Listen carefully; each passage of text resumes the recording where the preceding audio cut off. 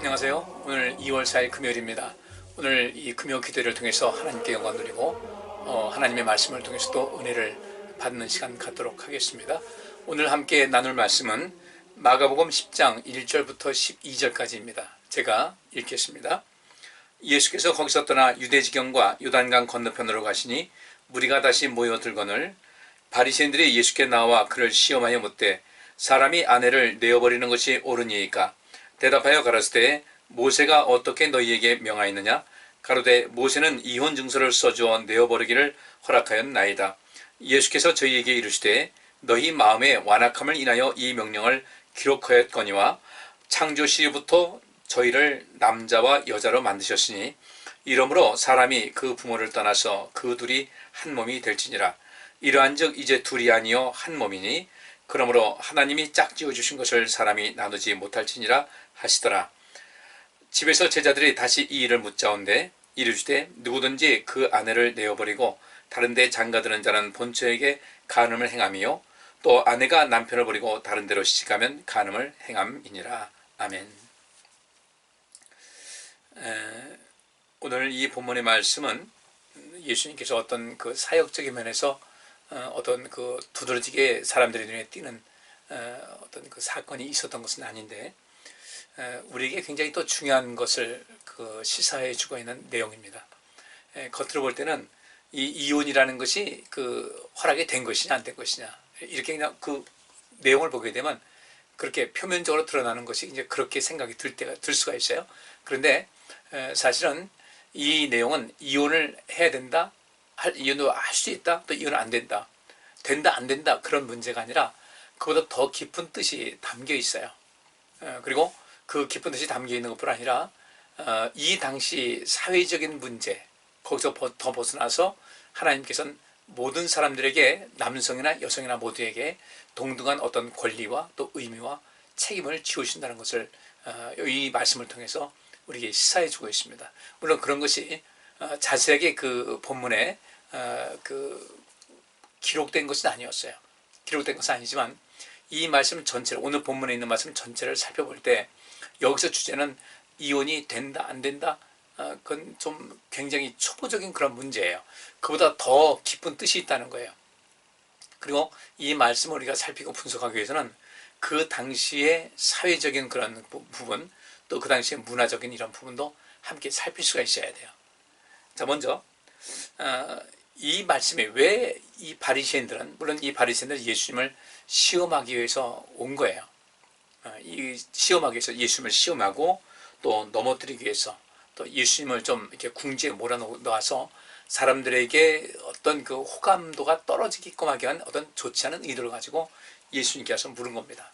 그렇다면은 분명히 이 바리새인들도 자기 나름대로 어떤 난해한 문제 라고 생각했거든요. 이 대답은 아마 굉장히 어려울 것이다. 특히 이 또 예수님을 시험하려고 했던 그 바리새인들은 항상 예수님께서 하시는 말씀이 율법과 어떤 어긋나는 그 내용, 자기들이 율법을 바라볼 때 예수님께서 율법과 어긋나는 그런 내용을 말한다. 또 가만히 예수님의 말씀 들어보면 예수님의 해석이 옳아요.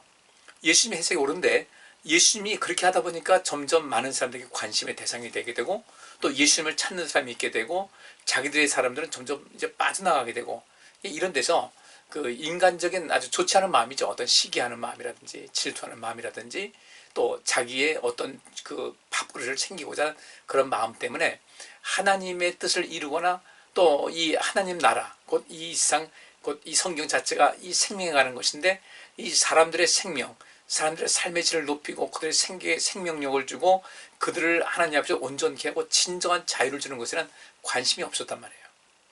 그러니까 항상 예수님께 나와서 질문할 때는 예수님의 그 가르침을 그 흠집을 내서 사람들로 하여금 예수님께 가까이 가지 못하게 하고자 하는 그런 의도가 있었던 것이죠. 여기 이혼 문제도 역시 마찬가지입니다. 이 이혼 문제가 사회적으로 그렇게 크게 부각되는 문제가 아니라면은 예수님께 이 바리새인들 와서 이런 질문은 안 했을 것 같아요. 그러니까 우리 이 말씀을 우리가 해석할 때 제일 먼저 이제 일차적으로 생각해야 될 것이 이 당시에 그 이혼에 대한 그런 그 사회적인 그런 그 통념은 어떤 것이었을까? 또 이 이혼이라는 그 문제가 결코 이렇게 그냥 간과할 수 있는 그런 문제가 아니었다.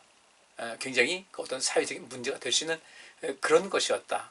특별히 이 본문 말씀에 이제 그렇게 묻잖아요. 2절에 보면 바리새인들이 예수께 나와 그를 시험하여 묻되 사람이 아내를 내어버리는 것이 옳습니까? 라고 얘기해요. 사람이 아내를 내어버리는 것이 옳습니까? 이 부분에서 사람은 누구예요? 아내를 내어버린다고 했으니까 여기서 사람은 남성이겠죠. 그죠? 남성들이 여성인 아내를 내어버리는 것이 옳습니까? 라고 했을 때 이 당시의 이혼의 그 모든 그 과정을 보게 되면은 이혼의 모습 보면 남성들이 임의로 그 아내를, 남편이 아내를 임의로 내버리는 거예요. 여기서 이 내버린다는 그 단어가 어떤 뜻이냐면은 뭐 좋은 뜻도 있고 안 좋은 뜻도 있어요. 놓아준다는 뜻도 있어요. 놓아준다. 그다음에 이것이 그 해고한다는 그런 뜻도 있어요. 이 아폴리오라는 건 그 리오라는 그런 말이 놓다, 풀어주다 이런 뜻인데 여기다 아포라는 전치사 붙여가지고 이것은 누구를 놓아준다, 놓아줘서 떠나게 한다는 것이죠. 그 다음에 해고한다는 뜻도 있어요. 남편이 아내에게 당신 해고야 이러는 거예요. 둘이서 어떤 그 이혼의 소송을 해서 지금같이 어떤 이혼 소송을 해서 이것을 더 다툼을 갖고 또 이게 뭐 합의 이혼하는 경우도 있지만은 이 가운데서는 이 당시는 일방적으로 해고를 통보하는 거예요. 난 당신에게 못 살겠어. 그래서 예수님께서 묻죠. 모세는 어떻게 명하였느냐? 그랬더니 모세는 이혼 증서를 써주어 내어버리기를 허락했습니다. 모세는 누구든지 자기 아내에게 이혼장만 써주면 된다고 했습니다. 그러니까 좋게 보면 놔주는 거예요. 놔주는 거예요. 물론 이 가운데서 아마 아내가 또 아내 입장에서 그 자기 남편하고 살고 진짜 쉽지 않아가지고 나 좀 놔줘라. 나랑 뭐 좀 이혼 좀 해달라. 뭐 이런 경우도 있었겠죠. 뭐 인간 사는 사회에 뭐 그런 일이 없겠어요. 뭐 그런데 그럴 때는 놓아주고 그게 진짜 자유를 주는 것도 있지만 또 일방적으로 해고한다. 근데 오늘 본문에 있는 말씀은 아마 대개 여성들이 먼저 이혼을 요구하고 하는 것은 그 마음으로는 그런 것이 품어질지 모르지만 이 당시 사회적 관습에 보면은 아내가 남편에게 이혼을 요구한다라는 것은 쉽게 용납되기 어려운 때인 것 같아요. 오늘 본문 내용을 보게 되면요. 여기 분명히 그렇다면 그 아내가 그 여기 바리새인들 묻기를 사람이 아내를 내어버리는 것이 옳습니까? 라는 그런 말 말고 사람이 남자는 아내를 또 아내는 남자를 내어버리는 것이 그 이혼한다는 것이 이게 옳습니까? 라는 이런 이 질문이 나와야 되는데 그것이 아니라 일방적으로 남성이 여성에게 남편이 아내에게 이런 일을 하는 거예요. 그러니까 여기서 놓아주다 또 해고하다 아내에게 영어로 말하면 you are fire 아내에게 해고를 명합니다. 이거 있을 수 없는 일이죠. 근데 그 당시에 이런 것이 된 거야. 당신 아내로서 이제 해고야. 내 아내 아니야. 이런 식으로 내쫓는 경우도 있었던 것 같아요. 그다음에 여기서 내버린다는 것은 이혼하다. 그다음에 죽게 하다라는 뜻이 있어요. 죽게 한다. 이 당시 과부들이나 고아들에게는 사회적인 약자로서 손길이 많이 필요했잖아요.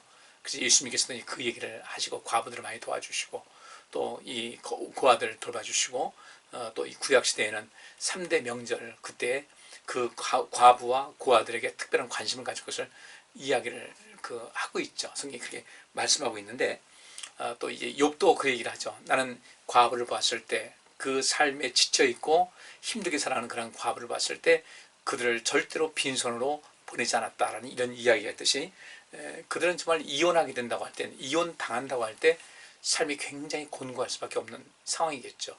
죽게 한다는 뜻이 있고 또 여기 또 좋은 면에서는 뭐 용서한다는 그런 뜻도 있는데 어쨌든 여기서는 몇 가지 제가 5가지 이 얘기를 놓아주다, 해고하다, 이혼하다, 죽게 하다, 용서하다 여기서 실제로 이 당시의 문화 모습 보면은 이혼하고 그다음에 해고하다, 죽게 하다라는 이 3가지 의미가 더 강했던 것 같아요.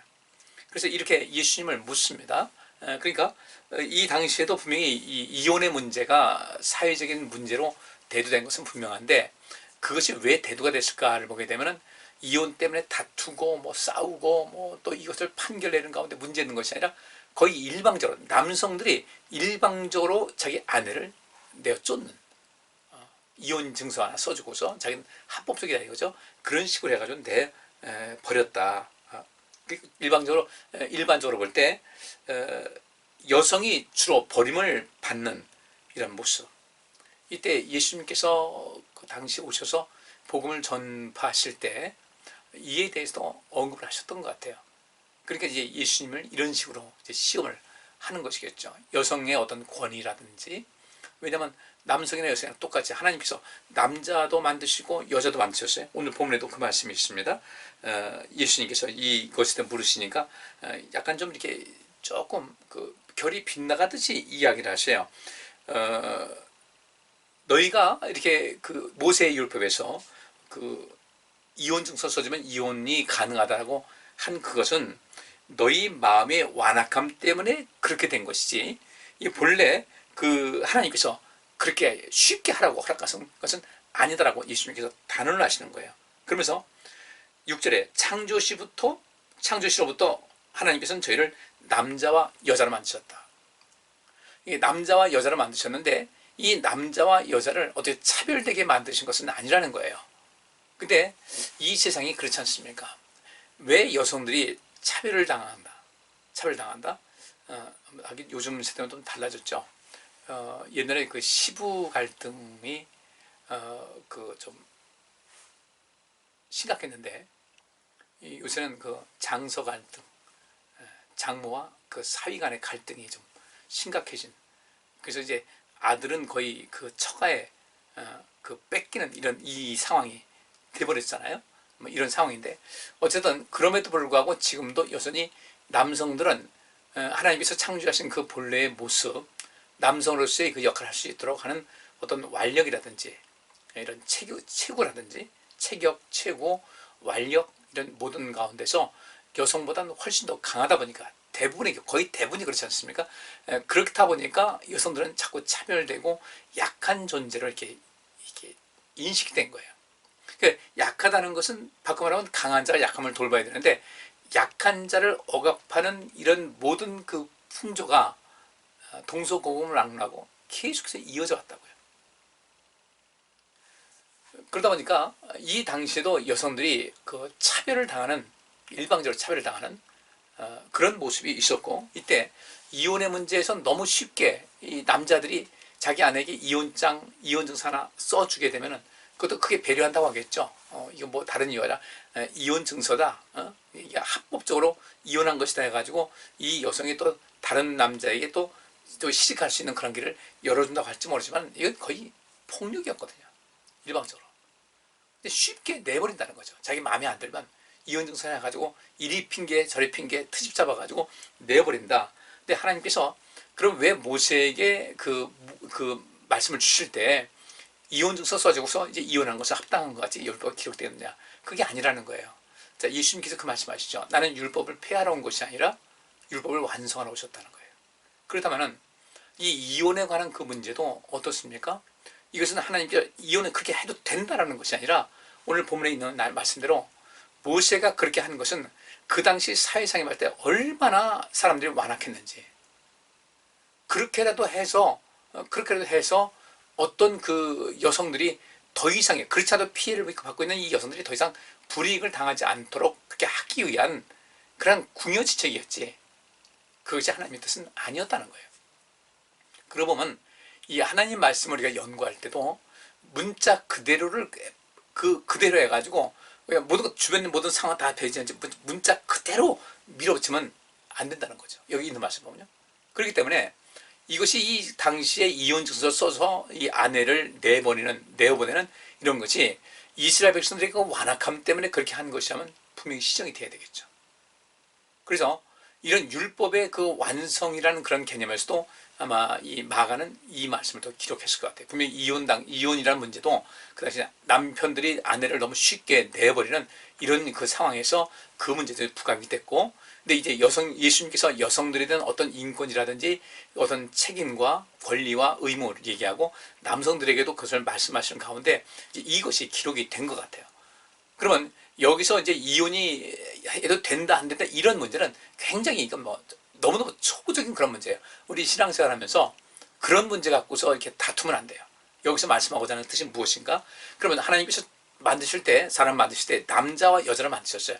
다 똑같은 기능, 인간으로서 똑같은 기능인데 남성과 여성을 한 짝으로 만들어 주신 거예요. 한 쌍이라고 하면 좀 그렇죠? 한 쌍 이렇게 하죠. 남자와 여자는 서로 하나가 됐을 때, 그 속에서 열매를 맺을 수가 있어요. 이거 뭐 사람뿐이 아니에요. 이 세상에 있는 모든 열매 맺는 나무들, 또 이 세상의 모든 동물들 번식하지 않습니까? 근데 그 모든 것은 식물들조차도 어떻게 해요? 그 암수가 서로 이 나비라든지 벌 해가지고 수정을 시킬 때 그때 이 모든 것이 되는 거예요. 그래서 이 벌들이 지금 뭐 농약이라든지 이런 이 공해 이런 것 때문에 공기가 이렇게 탁해지고 대기가 아주 이렇게 굉장히 안 좋아진 이런 상태에 있다 보니까 벌이 그 어떤 꽃에 갔다가 자기 집에 들어오는 그런 데서 감각을 잃어버린다는 거예요. 그들에게 뭐 GPS가 있는 것도 아니고, 우리는 내비타고 하지만 그것은 아니고, 그래서 한 뭐 2, 3km 멀리 가는데 그 벌이 갔다가 자기 다시 집으로 올 때 방향 감각을 잃어가지고 죽는 경우가 자주 생긴다는 거예요. 또 그만큼 또 시간이 그러다 보니까 멀리 날아가지도 못하고, 이러다 보니까 이 식물들이 그 암수가 이게 수분을 해가지고 이것이 열매를 맺게 되는데 이것이 안 된다는 거죠. 그래서 이 벌들이 점점 없어진다 이거예요. 그러면 이 벌들이 없어지는 이 상황 속에서 만약에 이 세상에 벌이 없어진다면 어떻게 될 것인가? 인류는 멸망할 것이라는 거죠. 상당히 많은 부분에 어떤 음식물로서 취할 수 있는 그런 것에서 열매를 맺지 못하게 해가지고 심각한 인류가 생존하는데 심각한 문제가 발생할 것이라는 거예요. 그러니까 하나님께서 그게 이 식물조차도, 식물은 가만히 있지 않습니까? 꼼짝하지 못하고 있으니까. 그래서 이 벌이나 나비라든지 이런 것을 통해서 이게 수분해가지고 그 나름대로 수정에 대해서 열매를 맺게 하는 것이라는 거예요. 이런 모든 동물도 마찬가지죠. 사람도 마찬가지고요. 그래서 하나님께서 남자와 여자를 만드실 때는 그렇게 해서 본래 가장 기본적인 뜻일 겁니다. 가장 기본적인 뜻은 남자와 여자가 하나가 돼서, 그죠? 하나가 돼서 그 속에서 또 제2세를 낳게 하는 거예요. 오늘 본문에도 이 말씀대로 하나님께서 사람을 이렇게 만드셨는데 남자 여자를 만드셨다. 그러므로 사람이 그 부분을 떠나서 이 이름으로라는 말이 굉장히 중요한 거예요. 그러므로 남자와 여자를 만드셨기 때문에, 그러므로 그 원리대로 한다면 사람이 어느 때가 됐을 때는 사람의 부모를 떠나서 그들이 한 몸이 지나있으니까 어린 시절에는 성인이 되기까지는 부모님의 보살핌 속에서 인생 살다가 성인이 됐을 때는 이제 부모님께로부터 떠난다고 해서 아주 떠나는 건 아니죠. 어떻게 아주 떠날 수가 있겠습니까? 그러니까 부모님께로부터 이제 분리가 되는 거예요. 분리된다라고 보시면 됩니다. 원래는 이 분리라는 것이 아이들 어렸을 때부터 시작이 돼요. 아이들이 태어나서 아주 뭐 돌되기 전까지, 보통 우리가 낯가린다고 하잖아요. 낯가리는 것이 뭐냐면 이게 분리불안이에요. 항상 어머니 또는 아버지하고 같이 있다가, 엄마하고 아빠하고 같이 있다가 낯선 사람이 오게 되면 어떤 자기와 다른 어떤 존재, 그리고 이 부모님과 이제 분리되는 그런 과정 어차피 거쳐야 되지 않겠습니까? 그렇잖아요. 이제 걷기 시작하면서부터 그 아이가 신체 발달해서 걷기 시작할 때부터 부모님께로부터 격리되는, 분리되는 이런 것이 시작이 되는데, 이제 심리적으로 완벽하게 분리되는 그런 과정이 이제 사춘기 때 굉장히 큰 획을 긋게 되고, 그 다음에 사춘기 때는 그렇게 부모님과 이렇게 분리돼서 독립적인 어떤 그 개체로서 살아갈 수 있는 이 심리적인 준비가 된다고 하지만, 실제로 그들이 나가서 성인 되기 전까지는 사회활동을 해가지고 어떤 자기가 독립해서 경제적으로 독립할 수 있는 것이 안 되잖아요. 심리적으로는 어떤 분리가 된다 할지라도 경제적인 분리 이런 것이 잘 안 되기 때문에 어느 정도 지나가다가 이 완충되는 시간이 지나다가 성인 되면 그때부터 부모님께로부터 분리돼 나가는 거죠. 이거 어떤 그 공간적인 면에서 분리되지 심리적인 것은 완전히 분리되는 것은 아니에요. 어쨌든 그들은 그렇게 남자와 여자가 태어난 그 부모가, 거기서 자녀가 나왔어요. 그 자녀가 태어났을 때 그들도 성인이 되게 되면 이제 부모를 떠나서 또 다른 어떤 짝을 만나가지고 어떻게 해요? 한 몸을 이룬다. 한 몸의 이름을 통해서 거기서 자녀들의 삶 속에서 어떤 즐거움을 맛보게 되는 거예요. 그렇다면 이 말씀 속에서 의미하는 것은 과연 무엇일까? 부모를 떠나서 한 몸이 될지라, 그런즉 이제 둘이 아니요 한 몸이니 하나님이 짝지으신 것을 사람이 나누지 못한다고 이렇게 말씀을 하고 있어요. 이렇게 볼 때 우선 다시 앞으로 좀 들어갑니다. 이혼의 문제, 이것에 대해서 이혼이 된다 안 된다라는 문제는 이건 그렇게 어떤 사람 무조건 된다 안 된다, 되냐 안 되냐 해가지고 토론할 문제는 아니에요. 분명히 부모를 떠나서 한 몸을 이룬다. 한 몸이 짝지어준, 그러니까 하나님이 짝지어준 것을 사람이 나누지 못한다. 하나님께서 왜 짝을 지어주셨을까 했을 때 짝지어주신 목적이 무엇이냐 이거예요. 모든 동식물의 모든 것을 다 짝인데서 암수 한 쌍이 돼가지고 계속해서 전속 본능을 하고 번식을 하는 이런 이 모든 것을 하게 되는데, 우리 사람도 역시 마찬가지라는 거예요. 이 결혼이라는 것은 무엇인가? 한 가정을 이루어서 하나님께서 생육하고 번성하고 땅에 충만하라는 그런 모든 말씀을 이루면서 또 하나 한 몸이 되시니까 우리 모두가 행복하고 싶잖아요. 내가 행복하고 싶다면 내 아내 또는 내 남편도 행복하고 싶다는 그런 마음을 가지고 행복을 서로 줄 수가 있어야 되는 거예요. 그것이 한 몸인 거예요. 여기서 한 몸, 어떻게 우리 한 몸 될 수가 있어요? 여기 일심동체라고 그러는데 그건 있을 수가 없는 일이고요. 그래 우리 사람들은 두 몸이 각 개체예요. 이심, 마음이 다르죠. 똑같을 수가 있나요? 물론 통일할 수 있는 것도 통일돼야 될 부분도 있지만 그 둘이 합하여서 아름다운 그 어떤 하모니를 이루는 것 같이 이심 이체예요. 이체라는 것은 두 가지 몸이니까 다른 이체. 이심 이체. 이런 모든 속에서 삶을 만들어가는 것인데, 하나님께서 우리를 이렇게 짝지으신, 결혼이라는 것을 짝지으신 것은 무엇인가 보면 결국은 우리 다음 하나님께서 말씀하신 대로 자녀들을 낳아서 그 자녀들 통해서 어떤 기쁨을 얻게 되고, 그들이 또 낳아야 이 세상이 존재할 수 있으니까, 하나님께서 만드신 세상이 존재할 수 있으니까 계속해서 자녀를 번식할 수 있는, 낳을 수 있는 그런 모든 것을 주신 거예요. 그래서 우리 몸속에 그 생식 기능을 주셨고, 또 그 속에서 어떤 삶의 즐거움을 맛보게 할 수 있었던 것이죠. 그럼 이렇게 해서 두 몸이 합하여 한 몸이 되었다. 근데 이 하나님께서 짝지으신 것을 사람이 나누지 못한다라는 것은 하나님께서 두 남자와 여자를 짝주신 그 본래 목적이 있지 않습니까? 이 목적을 망가뜨리지 말라는 거예요. 이 목적을. 그러니까 어떤 한 남성과 한 여성이 만났어요. 하나님께서 창조하신 본래 제1원리입니다. 하나님께서 남자와 여자를 만드시고, 또 이제 일정 시간이 되면 그것이 사람들이 부모를 떠나서 그들이 이제 부모가 됐어요. 자녀를 낳았으면 그 자녀들은 일정 시점이 되게 되면 부모를 떠나서 부모님과 완전히 결별하는 거 아니에요?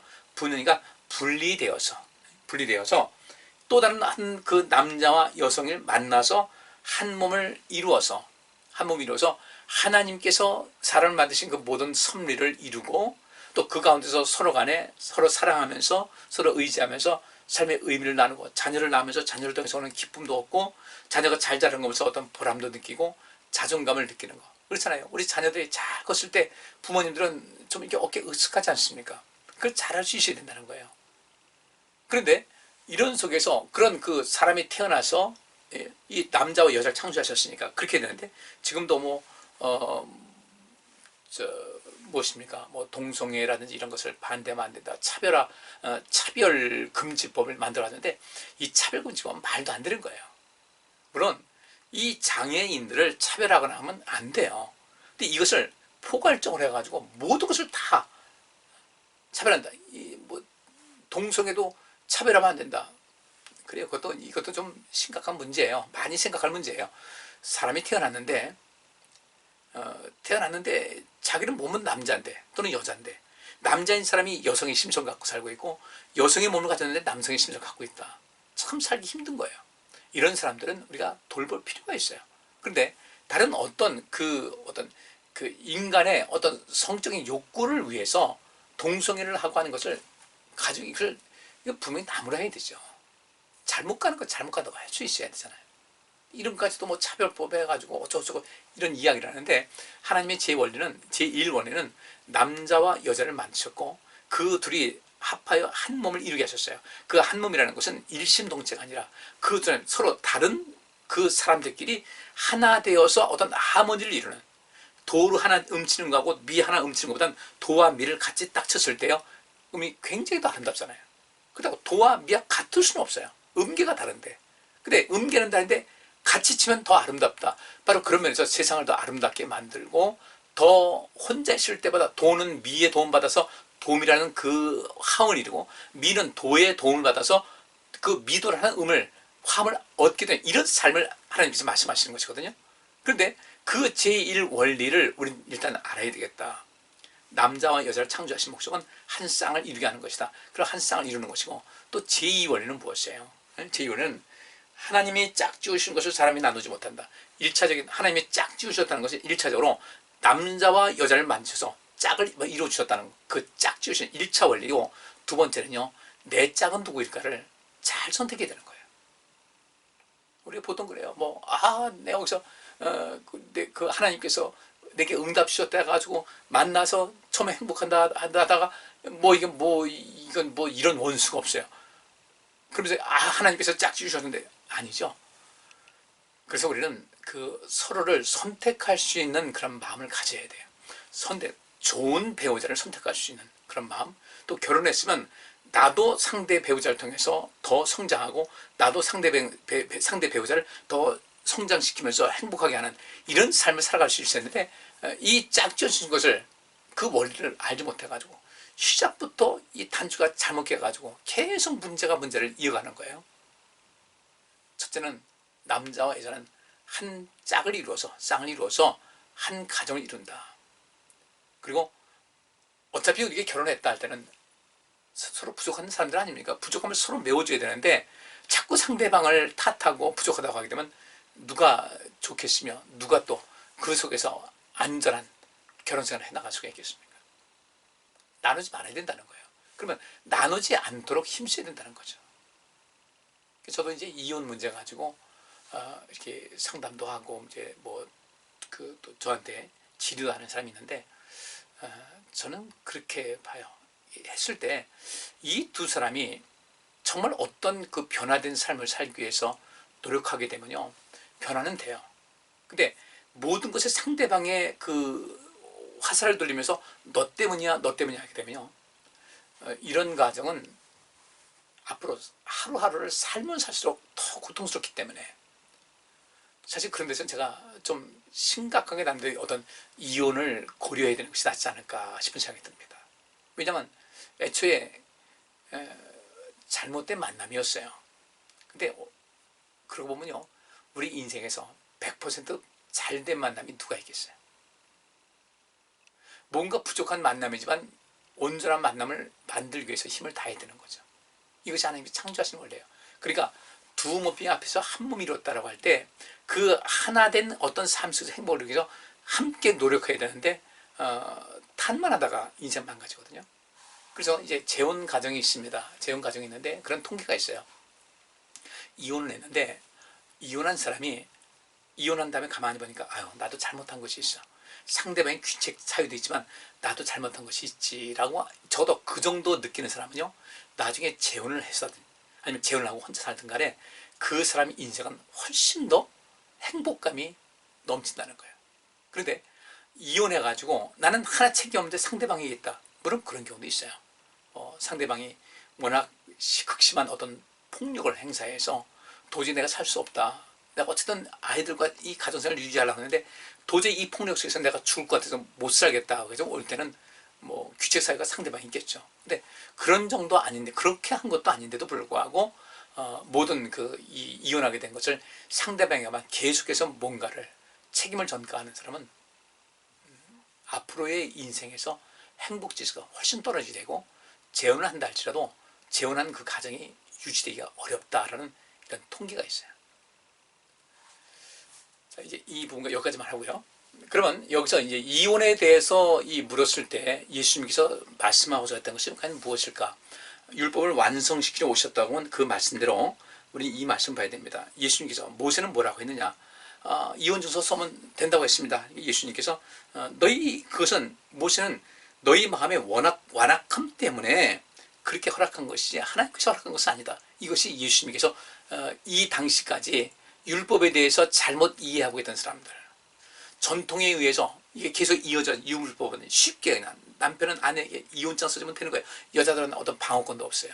이런 것이 너무 비일비재하게 있다 보니까 그래서 예수님께서 말씀하시기를 너희 마음이 완악했기 때문에 모세가 그나마 이 정도, 이들이 전혀 말을 듣지 않으니까 이 정도까지는 해야 되겠다 해서 하나님께서 그렇게 하신 거예요. 왜? 이들이 마음이 너무 완악해서. 자, 이런 말씀이 있어요. 신명기 9장 6절 모세가 한 얘기예요. 그러므로 네가 알 것은 내 하나님 여호와께서 내게 이 아름다운 땅을 기업으로 주신 것이 내 의로움을 인함이 아니니라. 너는 목이 곧은 백성이니라. 너희들에게 이 아름다운 땅, 가나안 땅을 기업으로 주신 것은 너희의 의로움 때문에 주신 것이 아니다. 너는 분명하대. 단언컨대 너희들은 목이 곧은 백성이라는 거예요. 민수기를 통해서 보면 알 수 있어요. 얼마나 목이 곧은 백성인가. 여기서 그죠?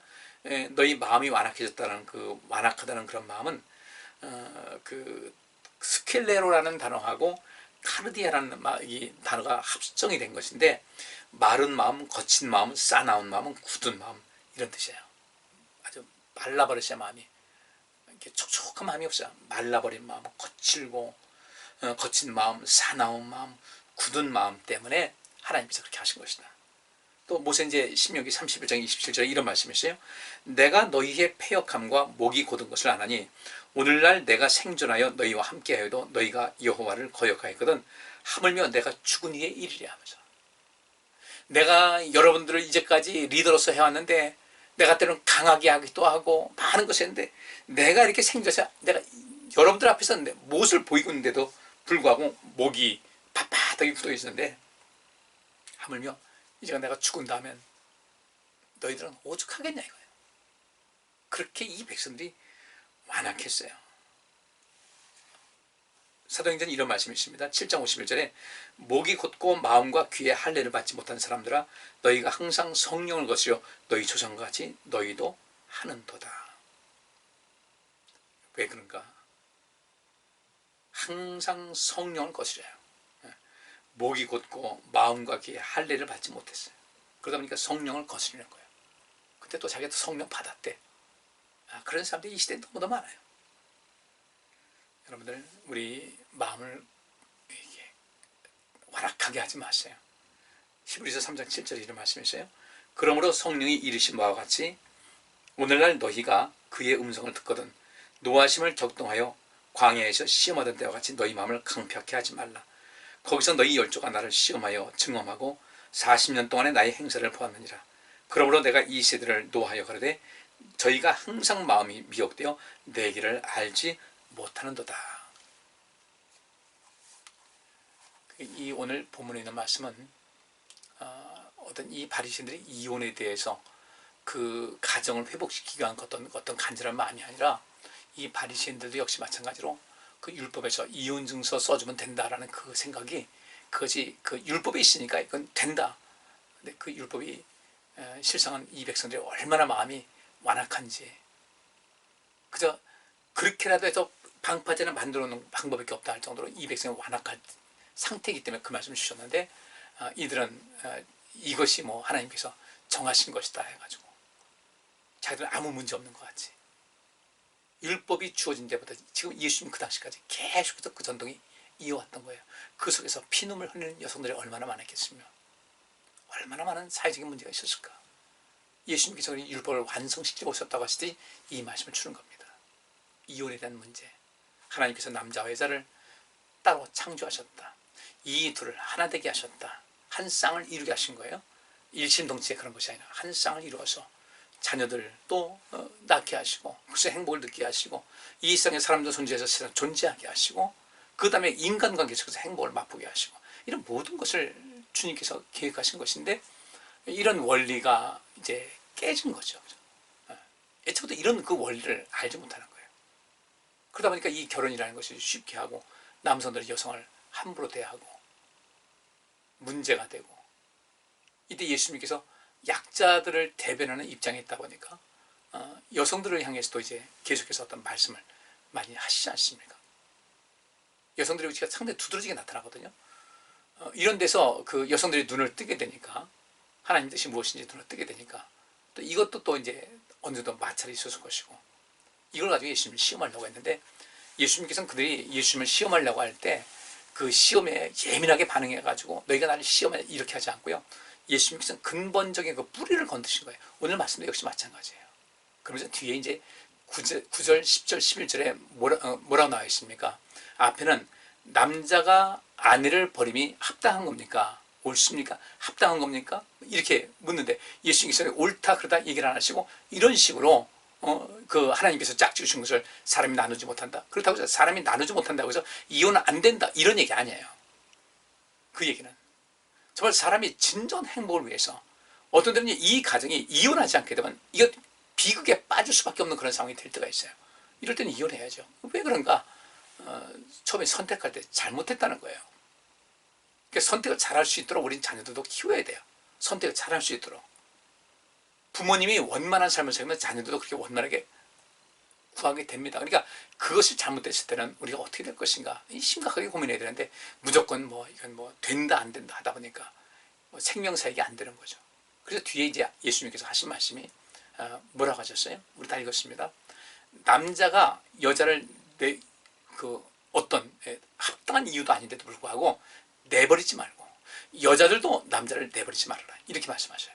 그들은 남자가 아내를 내어보냄이 가능합니까? 했을 때 예수님께서는 그 뒤에 10절과 11절과 12절에 남자도 아내를 임의로 내버리지 말고 아내도 남자를 임의로 내버리지 말라는, 그래서 이 남성과 여성이라는 데서 어떤 동등성을 부여하시면서 진정한 이 어떤 결혼이라든지 하나님께서 창조하신 이 모든 원리가 어떤 것인지를 명확하게 하고 있는 거예요.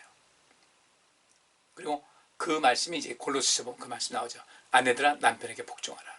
그 복종은 남자들은 이 자존심이 상당히 강하니까 그 자존심이라는 그 도구를, 그 자존심을 더욱더 강화시키고 그 자존심이 또 자존감으로 또 높아지게 하면서 이제가 성공적으로 살아서 함께 행복한 길을 만들라는 것이고, 또 남편들아 아내를 사랑하고 괴롭게 하지 말라는 그 말씀을 통해서 각각의 그 어떤 주어진 권리와 의무가 있고 또 책임이 있는데 그것을 온전하게 감당하게 되면 가정은 행복하다는 것이죠.